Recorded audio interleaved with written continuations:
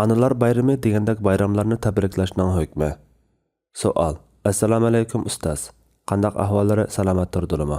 Alloh har vaqt salomat qilsin. Savolim, analar bayrami, atalar bayrami degandek bayramlarni tabriklash va hadiya berish joizmi? Javob. Va alaykum assalom va rahmatullohi va barakatuh. Tinchlik alhamdulillah. Barliq hamd sanolar Janobi Allohga bo'lsin. Durud va salomlar payg'ambarimizga, u zotning oila tavobatlarga, ashablarga va u zotga toki qiyomatgacha ergashganlarga bo'lsin. Biror kunni bayram yoki atayin qutlaydigan kun deb bekitishda oldi bilan uning shar'iy asosi bo'lishi lozim. Shar'iy asosi bo'lmagan mahalliy udum, an'ana va rayonlik islomiy urf-odatda o'rni yo'q narsalar islom nazarida jahiliyat odatlariga o'xshash rad qilinishga tegishlidir. Kunimizda ko'rilayotgan hadisa yatdin yoki g'ayri islomiy madaniyatlarning yumshoq embargosi, dag'dug'isi va tashviqoti qatorliq turli usullar bilan bozorga silinib, moda qilishga urinilayotgan, gohida hokimiyat sistemasining kuchi orqali xalqqa tengish orqali umumlashtirishga kuchab kelinayotgan bir qism odat va usullarga asalli al bo'lib ketish o'zi va madaniyatiga bo'lgan tunishining yetarsiz yoki noto'g'riligi, aqida qilayotgan diniga bo'lgan jaholatidan kelib chiqayotgan hodisalardandir. Yatning nemisi ko'zga issiq ko'rinsa ilg'ab o'ltirmay, oq-qorasini farq etmay qarg'ularcha o'zlashtirib olib, kaynidan uninga ancha-muncha islomiy puroq aralashtirib olibla, atay shariatdan asos izlashga zo'riqish kunimizda dindan yatlashgan musulmonlarning ifodasi bo'lib qoldi. Shunga birov bugun palani kuni yoki pokona bayrami deb bo'lguncha qarg'ularcha do'rab agishib ketmay, biz musulmonlarning faqat ikkila hayit kunimiz bor deyalishimiz lozim. Har qanday hodisaning maydoniga kelish sababi manbasi bo'ladi. Bayram va xotir kunlarining o'xshashli manbasi va arq ko'rinishi bordir. Atalmish analar bayrami yoki analar kuni deyilayotgan bayram dal yuqorqi turdagi hodisalardandir. Kunimizda xalqaralashtirilgan bu bayramning yiltizini qadimiy Yunon afsonalaridagi nurg'un er va ayol tangrilarning onasi bo'lmish Riani xotirlash uchun uyushtiriladigan atiyazliq tantanalarga bog'lash mumkin. Qadimiy Rimliklarmo Hazreti Isodan 250 yil burun iloha Kibala nomiga atiyaz tantanasi uyushtiratdi. Kunimizdagi analar bayrami bo'lsa, Amerikalik Anna Jarvis 1905-yili vafot bo'lgan marhum onasini xotirlash uchun 1907-yili G'arbiy Virjiniya shtati Grafton shahridagi bir cherkovda uyushtirgan xotirlash faoliyati bilan boshlangan va onasi bir umr arzu qilgan jafokash onlarga armon qiling'usi bir kunning qonuniy jihatdan ma'qullanish talabi 1914-yili 8-mayda Amerika Qo'shma Shtatlari Davlat Majlisining ma'qullashi va har yili 5-oyning 2-yakshanbasini Onalar kuni qilib rasmiy bayram qabul qilishi bilan umumlashishga boshlagan. Kunimizda dunyoning har qaysi joylarida 40 dan ortiq el va rayonda o'xshamagan kunlarda va har xil shaklda Onalar kuni tabriklanib kelmoqda. Hatto ba'zi davlatlarda rasmiy ta'til sifatida dag'dug'liq olib beriladi. Shunga buni mayli Onalar kuni degandek ism bilan atab olsa-mu, mohiyati baribir bayram doirasiga kiradi. Qistirma. Xalqarada ko'pincha kun shaklida ifodalanadigan bunday alohida kunlar Uyg'ur tilida bayram deb ataladigan bo'lib qolishining sababi balkim Xitoychadagi Jning tarjimasi bo'lsa kerak. Hayron qolarligi bu bayram garchi 1907-yili Amerikada o'ttirg'a chiqqan. 1948-yillarga kelganda dunyoning har qaysi joylarida va ko'plagan davlatlarda yo'lga qo'yilgan bo'lsa-mu, egillanishicha mazkur bayramga asos solgan Anna Jarvisning o'zi hayotining oxirgi yillarida bu bayramning darnak va farovonlik jamiyatlari tomonidan asl maqsaddan burmilinib, keng ko'lamli iqtisodiy tapovatga vosita qilinganligidan norozi bo'lgan. Faoliyat va tabriklash ishlarining tovar tijorati va ortiqcha isrofchilikqa aylanib ketganligidan afsuslangan hamda 1943-yildan e'tiboran butun mol-mulkini Onalar bayramiga qarshi turishga sarf qilgan. Shundaqla cherkovning ma'qullashini qo'lga keltirib, umumlashtirishga muvaffaq bo'lgan Anna Jarvis natijada mazkur sun'iy bayramni kutganidek o'tkazilmagandan sirt ishning bu darajada kontroldan chiqib ketganligidan va o'zi ijod qilgan bayramga o'zi ega chiqolmas bo'lib qolganligidan o'kingan. Onalar bayramining g'arb dunyosiga yamirishning siyosiy va ijtimoiy araq ko'rinishi bo'lsa, 3 asrlik dindan yiroqlashish va ma'naviy bulg'onishlar natijasida oila muqaddasligining jamiyat engidan ko'tarilib ketishi, urug' tuqqanchilik munosabatlarining o'zakchiligi, ana bola orasidagi mehr-muhabbatning ko'tarilib ketishi qatorliq jamiyat hayotiga ko'rsatgan salbiy ta'sirlarga munosabatli bo'lib, mazkur bayram bilanmi xuddi boshqa atalmish bayramlarga o'xshash turli ismlar bilan tirildirish orqali o'z jamiyatining salbiylashgan taraflarini azaytirish ko'zlangan. Yana bir tarafdan birli qutubliq dunyo yaratish ideyasidagilarning dunyoga import qilib tengayotgan g'arb madaniyatini keng umumlashtirish ideyasining turtkisida bu turdagi sun'iy bayramlar o'zlarida qandoq bo'lsa g'arb madaniyatiga al bo'lishga nomzod sanalgan barcha kultur va madaniyatlarga o'xshash umumlashtirish tadrijiy kengayib bugungi bosqichga kelgan. Uchinchi tarafdan o'ziga va madaniyatiga ishonchisi yo'q, g'arbparastlashib ketgan manqurt ziyoli va adiblarning buni tashviq qilishi bilan barbara o'zligi ojizlashgan. Madaniyati va dinidan yatlashishga qarab mengayotgan tuvan sapaliq musulmonlar to'pida keng avjishga qarab yuzlangan. Vatanimizda bo'lsa, Xitoy mustamlakachilarining bu bayramni qabul qilishi va bayram qilib umumlashtirishi natijasida tarqalib kelgan.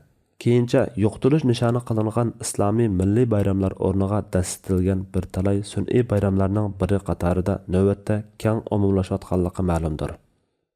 Halbuki dinimizda bizni burmulashlarga ergashmaslikka, jamiyat еңі qaysi tarafda bo'lgansa, uni shu nuqtadan tutib aqartishga, sog'lom ilm ma'rifat bilan oziqlantirib, tarix qilinayotgan sunnat va yaxshi an'analarni ihyo qilishga buyurilgandirki, qandaqli bir ijtimoiy yoki siyosiy qimmatlar tarix qilinsa, boshqalarni do'rab, uni darhol bayram yasab, tantana qilishga, ismi chiroyli bo'lsa-la ergishib verishga buyurgan emas. Aksicha bundaq qilish qadamma-qadam halokatga qarab ilgirlash jumlasidan bo'lib, payg'ambarimiz bu xil qarg'ularcha ergishishdan, paydin-pay musulmonlikdan yatlashishdan ogohlantirib, sizlar cho'qim o'zinglardan burunqi Yahudi va xristianlarning yo'llariga g'arich gaz ergashmay qolmaysizlar. Hattoki ular kelarning o'siga kirgan bo'lsa, sizlarmi cho'qim ularga ergashib kirmay qolmaysizlar degan. Undaqda islom nazarida hayit va bayram tushunchasi qandaq? Islom analar va ayollar haqida nima deydi? Shubhisizki, islomda belgilangan bayram faqat 2 hayit bo'lib, jahiliyat bayramlarining o'rniga Alloh taolo bu 2 hayitni almashtirib bergan. Shunga islom dinimizda shu jumladan Sharqiy Turkiston musulmonlarining an'anasida bo'lmagan, yatlardan singib kirayotgan bu xil bayramlar shirik e'tiqodga chetilmagan taqdirdami 2 hayit va jumadan boshqa bayramlarni qutlash va tabriklash doirasiga kiradigan bo'lg'achqa o'xshashlar cheklanadi. Uning ustiga ota-onalarga har doim yaxshilik qilishni, bo'ysunishni, hurmatlashni va ularga of yoki chaqliq so'zni qilmaslikni jekilab amr qilgan Alloh taolaning va Allohning rasuli sallallohu alayhi va sallamning ko'rsatmalariga amr qilganimizda bundoq tabriklashlarning naqadar puchakligi ma'lum bo'ladi-da, uningga ehtiyoj qolmaydi. Alloh taolo biz insonga ota-onasiga yaxshilik qilishni jekiladiq degan va buni boshqa oyatlarda takrar topilgan. Bir kishi kelib Rasululloh sallallohu alayhi va sallamdan mening yaxshi muomalamga kim eng haqliq deb so'ragan edi. Allohning rasuli uningga onang deb javob berdi. U kishi undan keyinchi deb so'radi, yana onang deb javob berdi. U kishi undan keyinchi deb so'radi, yana onang deb javob berdi. Undan keyinchi deb so'radi, Allohning rasuli otang deb javob berdi. Qur'on Karimda ko'p oyatlarda ota-onasiga yaxshilik qilish, Alloh taolaga sherik keltirmaslikdan qolsalar ikkinchi muhim jekilash bo'lgan. Allohning rasulimi cho'ng gunohlarning eng cho'nglarini Allohga sherik keltirish, ota-onani qaqshatish deb ko'rsatgan. Allohning rasuli yana ota-onasini qaqshatquchini jannatga kirmaydiganlar qatoridan sanagan. Bo'libmi islom dini yashinib qolgan ota-onalarga izgi muomalada bo'lish haqida texmi bak ta'kidlab topilaydi. Chunki ular yashanganlarda tanlari ojizlab, boshqalarning yordamiga va xabar elishiga bakrak muhtoj bo'ladi. Bu vaqtda Qur'on Karim bunday ko'rsatma bergan. Parvardigoring faqat uning o'ziga ibodat qilishinglarni va ota-onalarga yaxshilik qilishinglarni jekiladi. Ularning biri ya ikkilisi sening xabar elishingda bo'lib yashinib qolsa, ularga of demagin. Ya'ni malollikni bildiradigan shunchalik so'zni qilmagan. Ularni do'shkanlamagan. Ularga hurmat bilan yumshoq so'z qilgan. Ularga kamoliy mehribonlikdan nihoyat kamtar muomalada bo'lgan. Va ey Parvardigorim, ular meni kichikligimda tarbiyalagandek ularga marhamat qilgan degan. Isro surasi 23-24 oyat. Islom dinining Alloh yo'lida jihad qilishga bergan martabasi nihoyat yuqori bo'lib, kechada tunab, kunduzida ro'za tutishmi uningga tang bo'la olmaydi.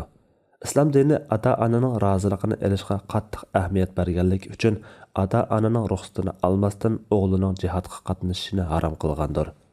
Hazrat Amr ibn al-As radhiyallohu anhuning o'g'li Abdullah radhiyallohu anhuning aytishicha, bir kishi kelib Rasululloh sallallohu alayhi va sallamdan jihadga qatnashishni talab qildi. Rasululloh uningdan ata-anang hayotmi deb so'raganida u kishi ha deb javob berdi. Payg'ambar sallallohu alayhi vasallam uningga undaq bo'lsa u ikkisining xizmatini qilib jihad qilgan dedi.